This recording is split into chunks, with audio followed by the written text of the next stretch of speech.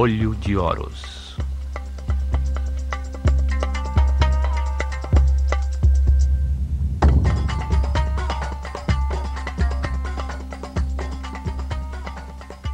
Terceira parte.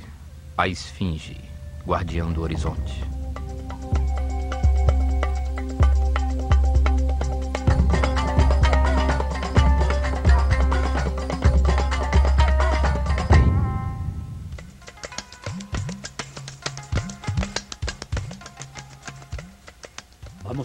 Vamos continuar a história da Escola de Mistérios do Olho de Horus, uma casta sacerdotal fechada que foi um verdadeiro poder no Egito.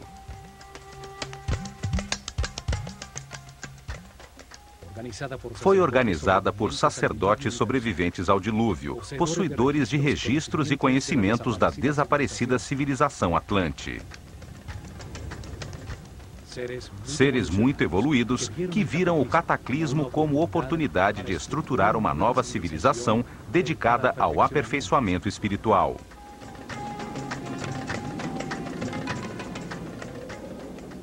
Utilizaram os templos como livros vivos para revelar as verdades sobre Deus e o funcionamento do universo, acelerando a evolução de seu povo.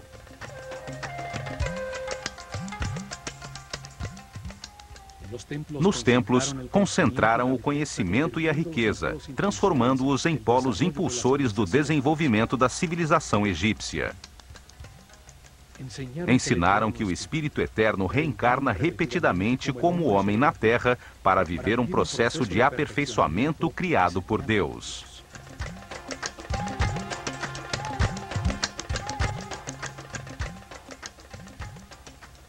Encarna em diferentes corpos, nasce em diferentes famílias, lugares e épocas, em diferentes circunstâncias materiais, econômicas e de saúde. Reencarna repetidamente na Terra, enquanto o sistema solar dá uma volta ao redor do centro da galáxia, que dura 25.920 anos. Esta volta é chamada de ano cósmico. Durante esse ciclo, a consciência do homem é influenciada pela energia de diferentes constelações. Assim como as estações climáticas, as constelações determinam os processos necessários à evolução.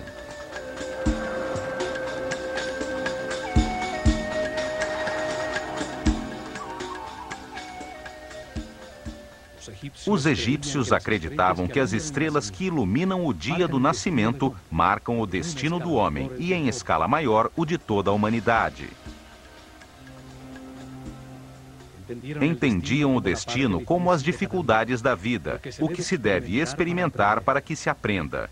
Acreditavam que o homem chega à verdade comparando os extremos, num universo dual de contrastes de luz e escuridão. Ao exercer seu livre-arbítrio diante das circunstâncias que atravessa, o homem aprende com os resultados de suas decisões.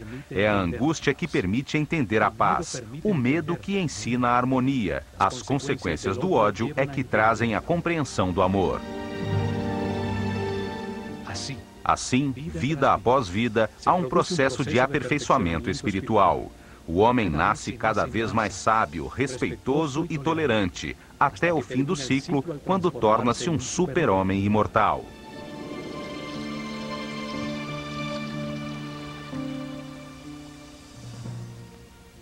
Nesse momento de iluminação, lembra-se de todas as vidas, da corrente de erros que cometeu, entendendo que, graças a eles, compreende hoje a razão de sua existência.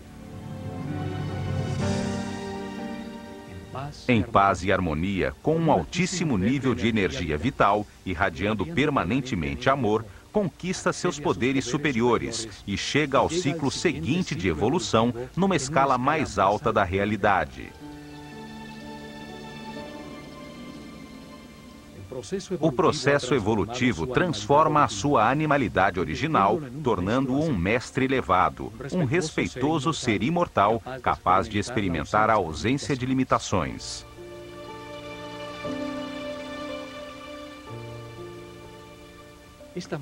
Esse modo de entender a vida proporcionou milhares de anos de paz e harmonia aos egípcios, desenvolvendo uma civilização exemplar. Os sacerdotes do Olho de Horus deixaram essas verdades no interior de seus templos. Por isso, nesta série de programas, os percorreremos um a um.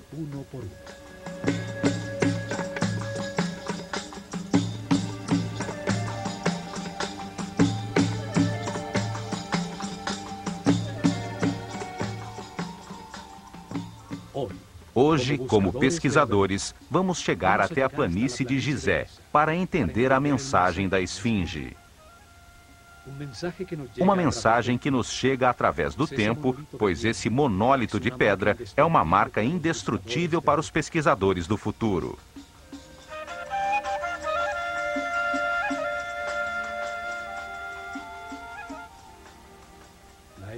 A Esfinge revela movimentos astronômicos registrados há milhares de anos e comprovados no ciclo anterior pela humanidade atlante. A crença hoje é de que Atlântida foi um mito.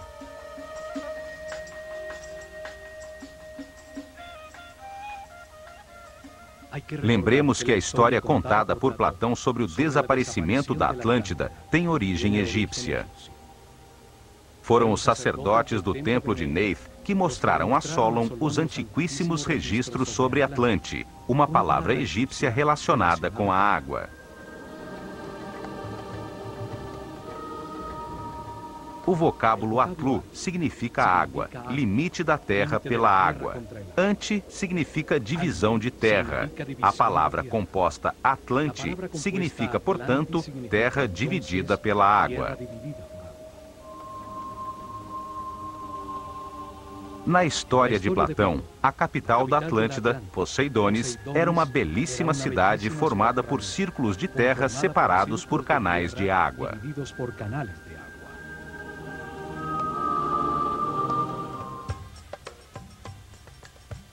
Para descobrir os segredos da Esfinge, analisemos sua forma simbólica, seu gigantesco tamanho em pedra monolítica, sua localização precisa e a direção de seu olhar. Vamos recriar os movimentos dos astros depois do dilúvio, as marcas de erosão pela chuva em seu corpo e o seu significado.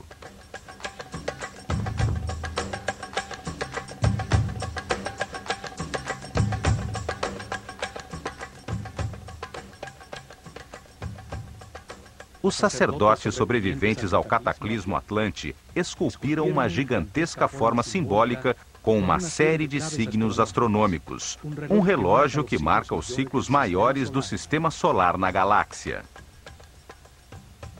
Analisaremos estes signos para entender que a Esfinge é o maior e mais antigo registro do tempo sobre o planeta. A primeira data marcada é a do Zep Tepi, o Tempo Novo, o momento em que se inicia o tempo zero da nova civilização depois do dilúvio.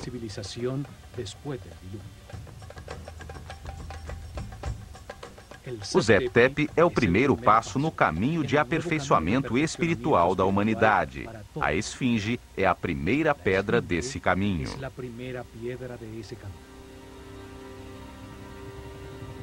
A segunda data estabelecida é a do último cataclismo, que aconteceu há 13.000 anos. O dilúvio foi chamado universal porque aconteceu em todo o planeta simultaneamente. Não foi um fato restringido apenas ao Egito. Os sábios sacerdotes tinham registros anteriores de outros cataclismos. Um deles ocorreu no início da civilização Atlante, há aproximadamente 38.000 anos. Sabiam que essa destruição era cíclica e acontecia a cada ano cósmico. Esse conhecimento lhes confirmou que os astros marcam a duração de todos os ciclos nas diferentes escalas do universo. As características da Esfinge revelam a importância de todos os níveis e escalas do grande ciclo cósmico. A volta do sistema solar ao redor do centro da galáxia determina a duração das estruturas físicas que sustentam a organização humana, pois a cada 25.920 anos acontece um cataclismo, dando lugar a uma nova forma de desenvolvimento, uma possibilidade diferente de organização.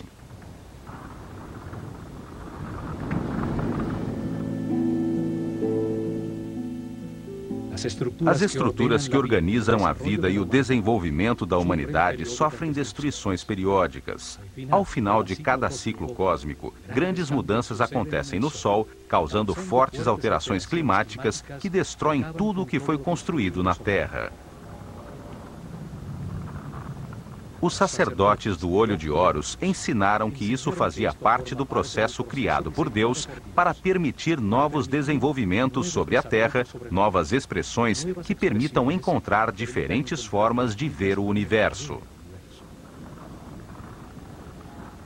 É como se o corpo da humanidade morresse a cada 25.920 anos para renascer numa forma mais perfeita, assim como acontece com o homem, mas na escala coletiva de uma mente maior.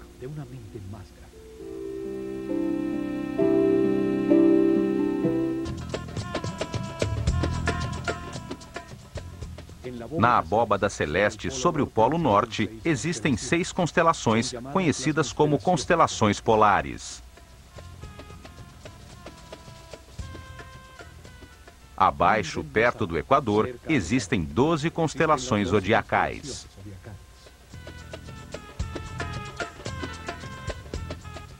Se soubermos sobre qual das 6 constelações polares e das 12 constelações zodiacais está situada a Terra num determinado momento, poderemos estabelecer a data correspondente. O sistema solar dá voltas ao redor da galáxia sobre uma linha imaginária chamada eclíptica. Cada volta dura 25.920 anos, um ciclo eterno, chamado de ano cósmico pelos sacerdotes egípcios.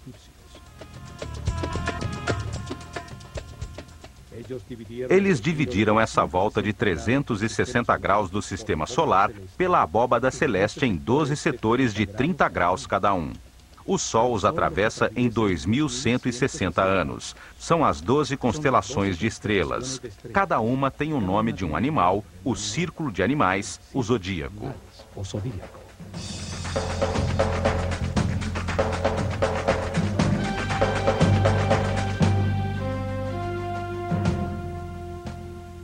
É durante essa volta que o planeta recebe as diferentes energias das 12 constelações ou signos zodiacais, que definem o destino do homem em cada reencarnação e as circunstâncias difíceis de aprendizado que deve viver.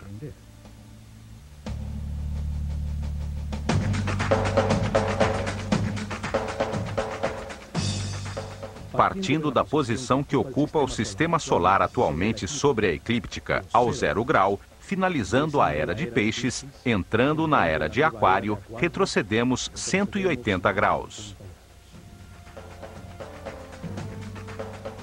Aqui se encontrava o sistema solar há 12.960 anos, 180 graus para trás, na constelação de Leão. Os cientistas atuais dizem que aproximadamente nessa época aconteceu o final de uma era, quando o gelo se derreteu e aconteceu o dilúvio.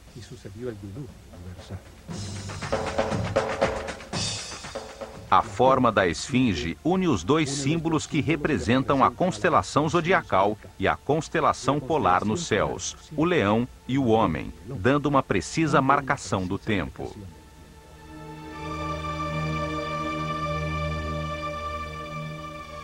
Essa forma representa os dois níveis em que se encontram essas estrelas. O corpo de leão representa a constelação homônima, enquanto o homem é o símbolo da constelação polar a que chamamos de Hércules, e que os egípcios chamavam de Tum, o Adão da mitologia astronômica.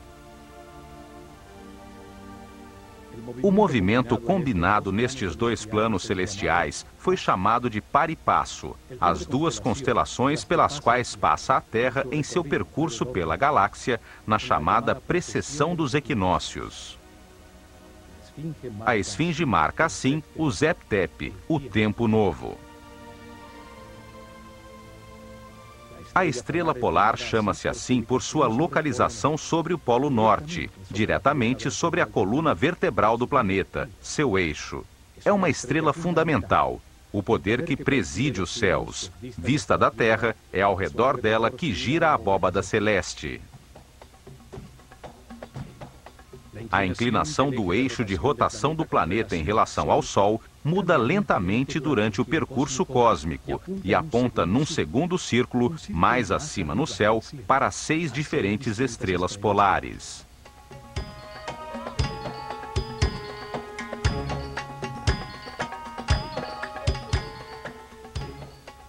Os conhecimentos astronômicos egípcios, os registros herdados, permitiram-lhes saber que, ao dividir em segmentos de 60 graus este segundo círculo superior, se veria que o eixo da Terra aponta em direção a uma diferente estrela polar a aproximadamente cada 4.320 anos. 6 constelações contêm as estrelas polares, as que se localizam exatamente sobre o polo norte da Terra, a cada 60 graus de seu percurso pelo grande ano cósmico. São chamadas as constelações polares.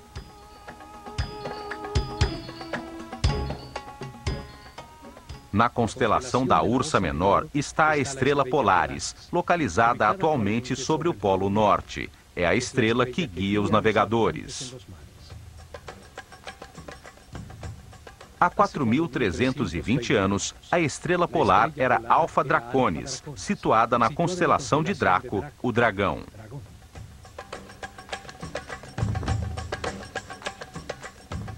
O poder que presidia há 8.640 anos era a estrela polar na constelação de Hércules, ou o Homem. Há 12.960 anos, quando aconteceu o dilúvio, a estrela polar no círculo superior era chamada Vega, da constelação da Lira.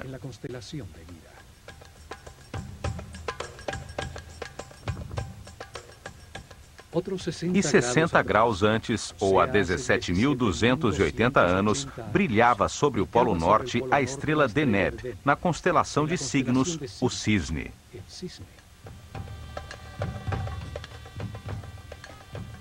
Há 21.600 anos, encontrava-se sobre o polo a estrela Alfirte, da constelação de Cefeus.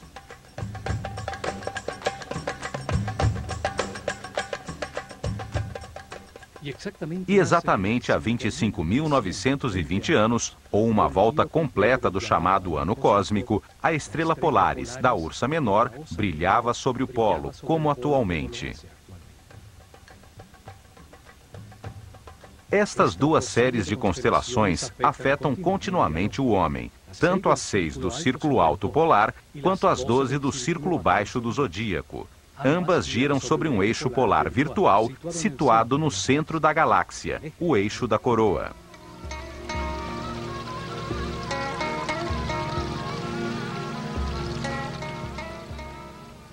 Para os egípcios, toda a abóbada celeste descansa nestas colunas polares, distribuídas simetricamente a cada 60 graus sobre o círculo, para onde aponta o polo da Terra em seu percurso com o sistema solar pela galáxia.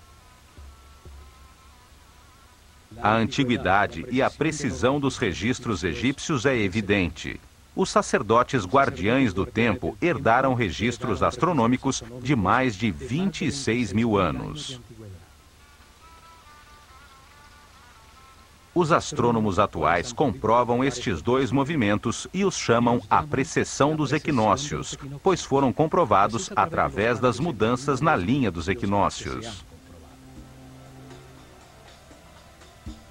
O Sol visto da Terra durante um ano solar parece ter 4 esquinas, 4 posições que limitam seus movimentos no horizonte. São definidas pelos solstícios e equinócios de verão e de inverno. O solstício de verão, dia 21 de junho, é o dia mais longo, com a noite mais curta do ano. O solstício de inverno, 22 de dezembro, é o dia mais curto, com a noite mais longa do ano. Os equinócios de verão e de inverno são 4 dias em que o dia e a noite são do mesmo tamanho.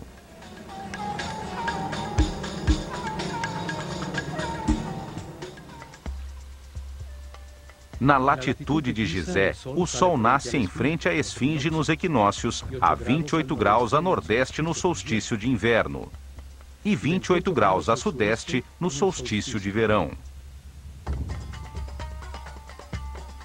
Sendo o dia e a noite iguais, são dias de equilíbrio energético entre a luz e a escuridão. Dias em que se abrem as portas dimensionais de espaço e tempo, sendo por isso importantes em todas as culturas da Terra.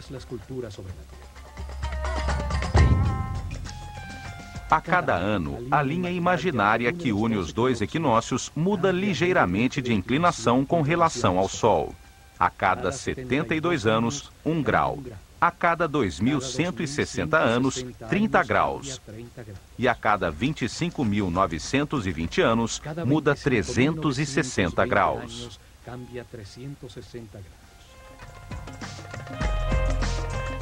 Assim, o que se conhece hoje como precessão dos equinócios corresponde exatamente aos ciclos definidos pelos antigos no par e passo, os dois níveis da volta que correspondem ao grande ano cósmico.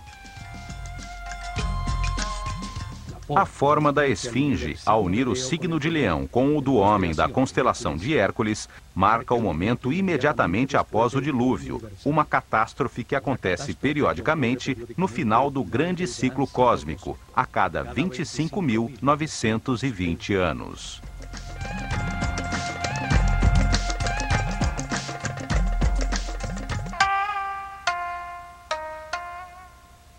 A esfinge é a maior escultura da Terra. Seu imenso corpo foi esculpido numa só rocha para permanecer incólume através dos séculos. É um gigantesco monólito, uma única rocha talhada na planície de Gizé, com 80 metros de comprimento, 13 de largura e 20 de altura. É do tamanho do quarteirão de uma cidade média. Para dar forma ao seu corpo, cortaram e retiraram a pedra em enormes blocos, que usaram depois para construir em frente a ela 2 templos maciços.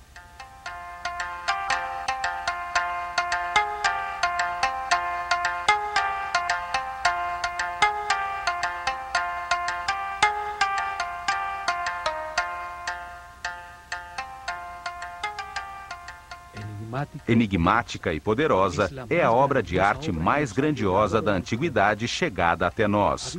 Viu nascer, mudar e desaparecer várias culturas ao seu redor.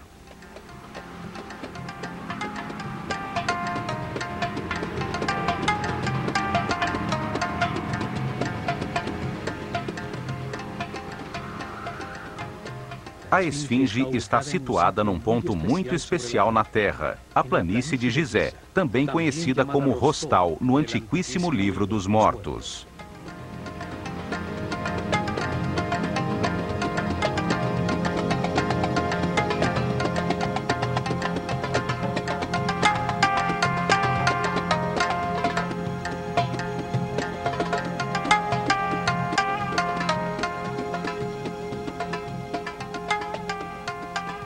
Seu corpo de leão descansa sobre a linha paralela ao norte do Equador, aos 30 graus de latitude, e quase exatamente sobre o meridiano que passa a 30 graus de longitude entre os polos norte e sul. 30 graus de latitude, 30 graus de longitude, sobre um dos pontos diamagnéticos do planeta. Hoje se sabe que ao redor da Terra, sobre os paralelos de 30 graus norte e sul de latitude, e a distâncias harmoniosas, regulares e equidistantes, passa a rede eletromagnética do planeta.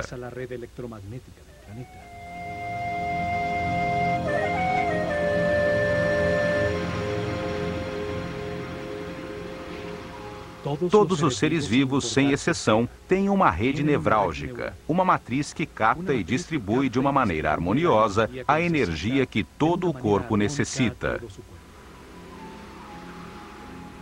A Terra está rodeada por essa rede geometricamente pura de linhas equidistantes, baseadas em poliedros regulares, por onde passa a energia que a mantém viva.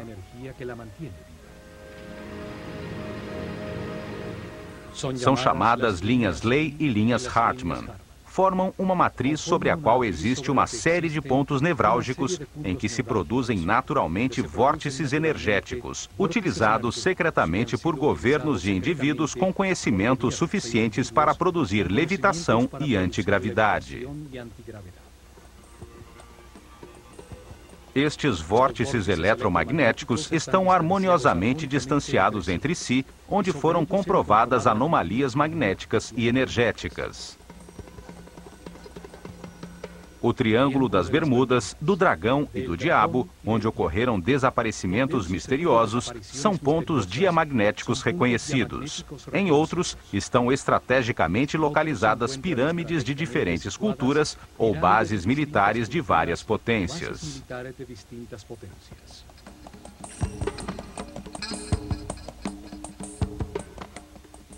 Utilizando a tecnologia adequada, pode-se aproveitar a energia do planeta sobre esses pontos nevrálgicos para anular a gravidade de qualquer objeto em seu campo de ação. Também nestes pontos foram realizadas experiências de translação dimensional, como as realizadas nos Estados Unidos no chamado Projeto Filadélfia, coordenado por Nikola Tesla em 1943. Nestes vórtices se produzem portas dimensionais que se abrem e se fecham ao entardecer nos dias de equinócio. Os egípcios consideravam o dia dos equinócios como a porta de Maat, a deusa do equilíbrio e da justiça. Nestes dias, realizavam cerimônias especiais com iniciados da Escola de Mistérios na planície de Rostal. Aproveitavam o vórtice para culminar os anos de preparação, nos quais os sacerdotes dos quinto e sexto níveis de consciência eram impulsionados por uma força externa para experimentarem dimensões mais elevadas. Com o conhecimento herdado dos sacerdotes do Olho de Horus a respeito da rede eletromagnética, construíram sobre ela a Grande Pirâmide para transformar com fins espirituais sua inesgotável energia. Na Grande Pirâmide, recebiam no corpo as energias condensadas do planeta, conseguindo altíssimos níveis de vibração como se obtivessem estados especiais de consciência.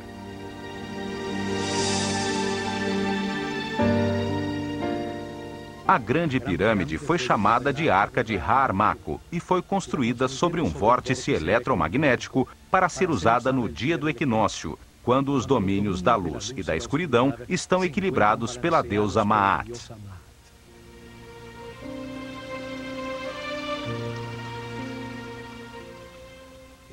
Nesses dias, nasciam os Néters, espíritos excepcionais, os Shensu-Hor, seguidores de Horus, irradiando amor e guiando o povo, elevando seu nível de consciência com seu exemplo e informação sobre a realidade do universo.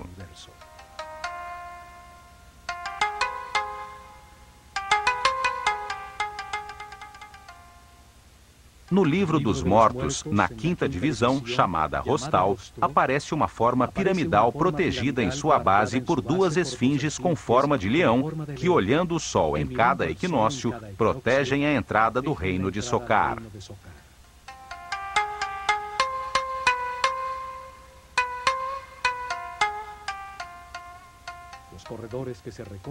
Os corredores que levam ao topo se parecem com as passagens da Grande Pirâmide. É lá que acontece a transformação do Osíris interior de todo ser humano. Lá encontra a iluminação que o transforma em Horus, o super-homem imortal. A forma de leão também tem relação com esse processo evolutivo. O leão é o mais evoluído dos animais. Representa para os egípcios o momento final como animal, possuidor de uma consciência em evolução que se converte num super-homem. Estas e outro grande número de considerações fazem do lugar onde está localizada a esfinge algo muito especial, além da crença de que a esfinge é apenas uma escultura e a Grande Pirâmide um túmulo.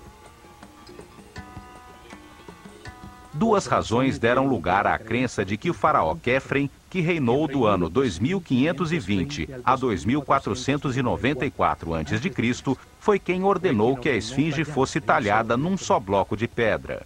A primeira é que acham o seu rosto parecido com o de uma estátua de diorita negra do faraó Quefren, que foi encontrada enterrada de cabeça para baixo, muito perto da esfinge, no chamado Templo do Vale. Na estátua, aparece com um falcão no ombro. Retocamos digitalmente a esfinge para ter ideia da forma original do seu rosto.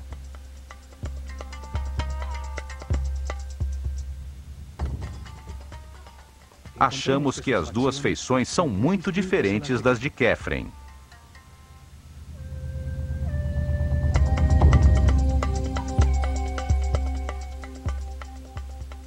Sabe-se que a esfinge foi chamada de Abu-Hol e durante muito tempo foi pintada de vermelho, a cor do Egito.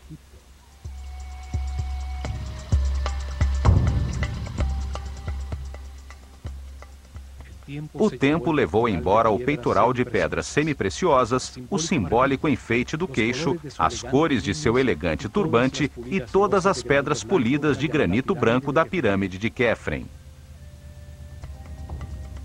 A segunda razão é que entre os braços da esfinge encontrou-se uma lápide talhada na pedra que em sua 13ª linha tem escrita a sílaba Kef. Isso serviu como prova para que os egiptólogos tradicionais atribuíssem a sua construção a Quefren.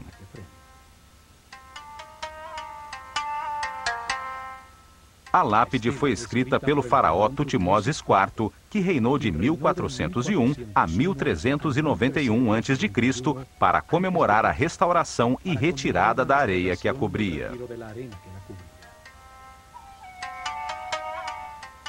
Ali se afirma que a esfinge é a personificação de um grande poder mágico que existe neste lugar desde o início dos tempos, o Zep-Tepi. Seu texto narra que, sendo Tutmoses IV muito jovem, viu num sonho o rosto da esfinge, dizendo-lhe que o tornaria faraó se a livrasse da areia que a cobria até o pescoço.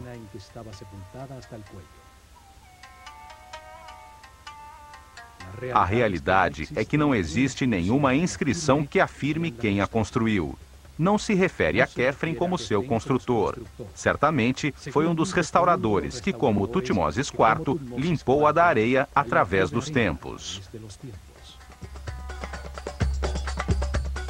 Em outra pedra talhada, chamada a Lápide do Inventário, encontrada em Gizé por Auguste Mariette, se afirma que o faraó Quéops, antecessor de Quefren, ordenou construir um templo ao lado da esfinge, o que prova que ela já estava lá, e que seu sucessor não pode ter sido o construtor.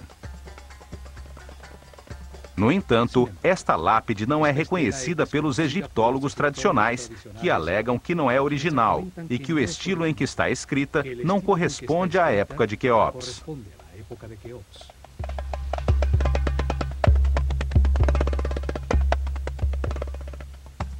A realidade é que a esfinge permaneceu sepultada na areia por milhares de anos. Várias vezes, governantes benévolos ordenaram limpá-la, ficando descoberta durante algum tempo, para logo voltar a cair no esquecimento.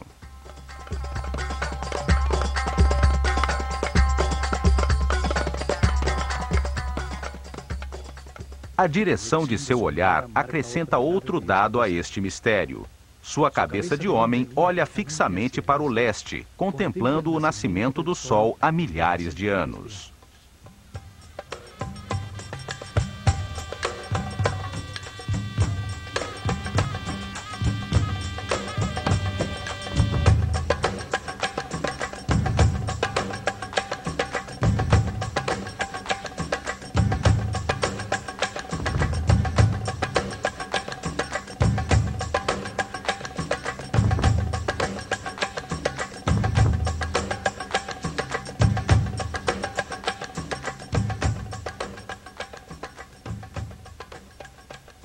Seu olhar marca intencional e precisamente o ponto no horizonte onde nasce o sol nos equinócios, o verdadeiro leste, o ponto de cruzamento dimensional. A linha imaginária que, passando pelo Sol, une o equinócio de verão e o de inverno, é utilizada atualmente para medir, com a variação de seu ângulo, o grande ano cósmico, a precessão dos equinócios. Seu ângulo muda 1 grau a cada 72 anos. Move-se 30 graus em 2.160 anos, 360 graus em 25.920 anos. É a marca do ano cósmico, o ciclo que determina as reencarnações do homem e a chegada dos cataclismos periódicos.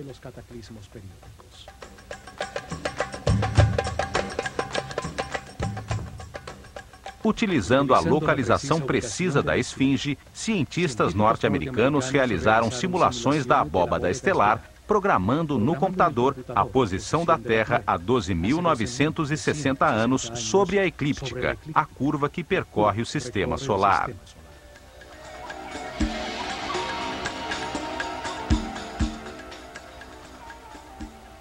Ficou confirmado que, nesse momento, no ponto exato para onde a esfinge olha, o ponto no horizonte situado ao leste verdadeiro, aos 30 graus de latitude, surgiam todas as noites as estrelas da constelação de Leão. A esfinge olhava no horizonte à sua frente as estrelas do signo zodiacal de Leão, a constelação que atravessava o sistema solar naquele momento, confirmando a mensagem do tempo, de sua forma simbólica e de sua localização exata. Nesse mesmo momento, a 90 graus sobre o mesmo horizonte, mas olhando em direção ao sul, situava-se a constelação de Órion, 9 graus sobre a linha do meridiano norte-sul. Enquanto a estrela Sírio, a mais importante para os egípcios, pois a sua aparição anunciava a enchente do Nilo, se situava ao nível do chão, 14 graus à esquerda do meridiano.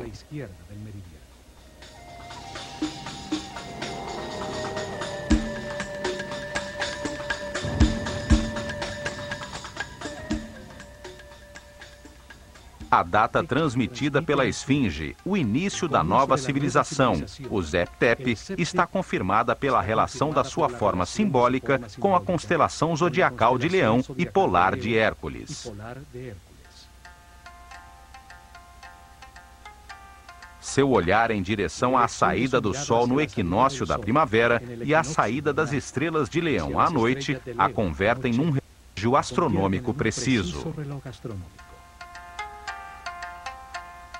Sua localização foi escolhida com muita precisão, para convertê-la num mensageiro através dos tempos que contasse aos pesquisadores futuros o ciclo mais importante para o homem, o ano cósmico e a localização da rede eletromagnética do planeta.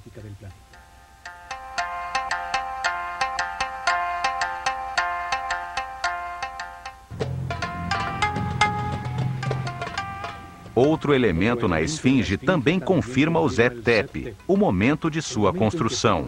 Trata-se de uma prova de origem geológica e climática. Em 1960, o matemático francês René Schwaller de Lubix afirmou que o corpo leonino da esfinge apresenta sinais de erosão provocada pela chuva.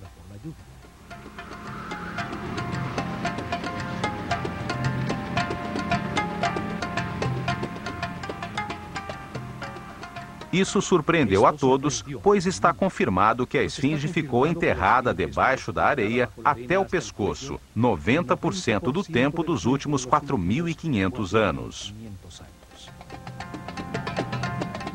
Desde 2500 a.C., a data tradicionalmente aceita de sua construção pelo faraó Quefren, apenas poucas vezes, alguns governantes benévolos se preocuparam em restaurá-la e retirar a areia de sua superfície. Uma dessas últimas limpezas foi realizada por Napoleão quando esteve no Egito. Como é possível, então, que seu corpo apresente sinais de erosão devido à chuva?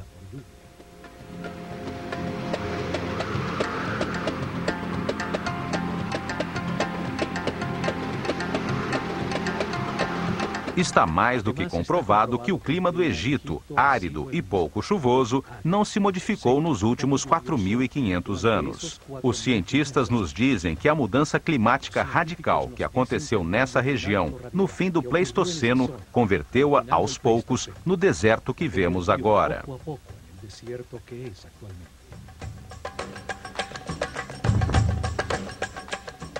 Isso quer dizer que a chuva que causou a erosão da esfinge só pode ter acontecido entre o ano 10.960 a.C. e o ano 5.000 a.C., quando a planície de Gizé converteu-se no areal que a sepultou até o pescoço e a protegeu do clima ao seu redor. Uma expedição da Universidade de Boston comprovou as marcas de erosão, confirmando que eram causadas pelas chuvas e determinou que as profundas marcas foram geradas durante milhares de anos.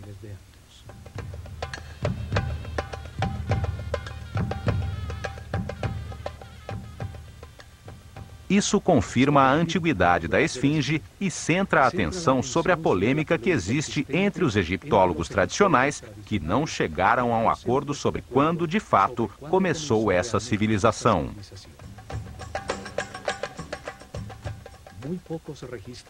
Pouquíssimos registros de governantes sobreviveram até hoje, e os existentes são aceitos apenas parcialmente. O papiro de Turim e a galeria dos cartuchos no templo de Osíris, em Abidos, têm os nomes dos faraós aceitos atualmente.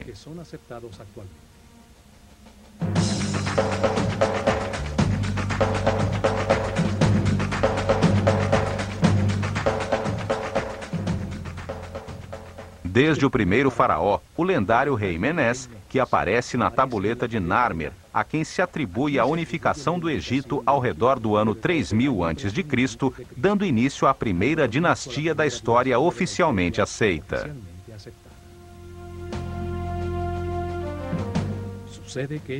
Acontece que essas listas, e a que o sacerdote Maneto escreveu no ano 300 a.C., em sua História da Civilização do Egito, começam na realidade muito antes no tempo, com outros governantes que não foram aceitos, alegando-se que eram mitos.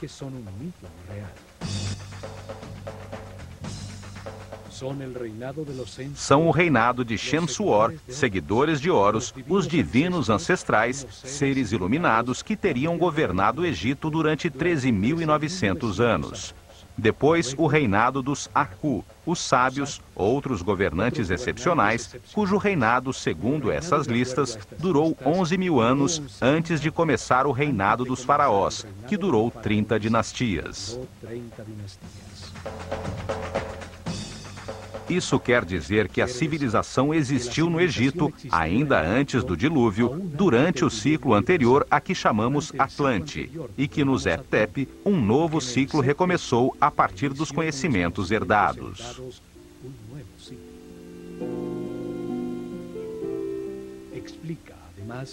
Além disso, isso explica uma das incoerências da história oficial, que situa o início da civilização por volta do ano 3000 a.C. Ninguém entende como as ciências, a arte, as técnicas de arquitetura e a escrita de hieroglifos aparecem nessa data totalmente desenvolvidas, com realizações iniciais nunca ultrapassados posteriormente.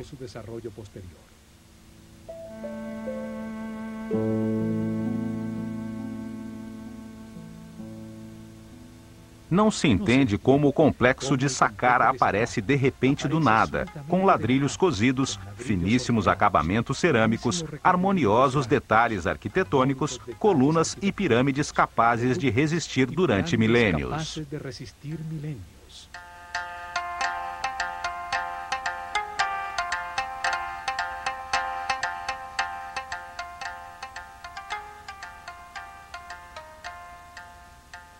É como se a nossa atual civilização tivesse construído o ônibus espacial sem ter desenvolvido nunca os aviões de lona, os DC-3 e os voos Gemini que levaram o homem à Lua.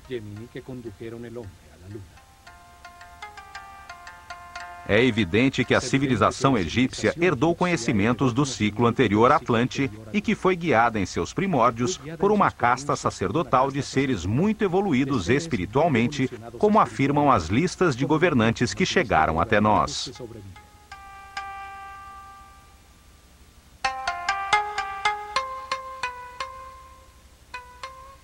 Isso confirma que a esfinge foi talhada na pedra por sacerdotes da escola de mistérios do Olho de Horus, logo depois do dilúvio, no período pré-dinástico do Egito. A esfinge é uma imensa escultura, construída em uma só peça para resistir incólume à passagem dos séculos. Sua forma simbólica foi cuidadosamente escolhida para tornar-se um relógio astronômico. Foi colocada de uma maneira precisa sobre um ponto diamagnético do planeta, indicando forças planetárias no ponto onde posteriormente se construiu a Grande Pirâmide.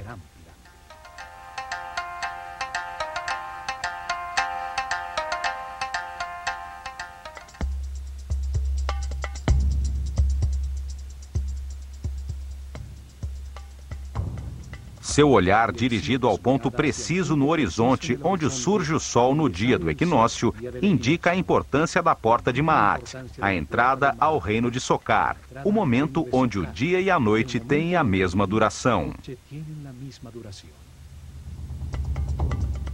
Neste universo de contrastes, somente através do equilíbrio entre a luz e a escuridão, ao comparar-se os extremos da dualidade, pode-se encontrar a unidade. Consegue-se essa compreensão através da experimentação dos resultados das decisões tomadas ao longo de muitas reencarnações, encontrando o caminho do respeito e tolerância que conduz à paz e à harmonia. Esta mensagem é transmitida em todos os templos da civilização egípcia. O caminho do aperfeiçoamento através da reencarnação para chegar à iluminação era a sua crença fundamental. A esfinge confirma também a antiguidade da civilização egípcia, o momento do novo começo, do Zep-Tep, há 12.900 anos, quando as estrelas da constelação de Leão brilhavam sobre ela.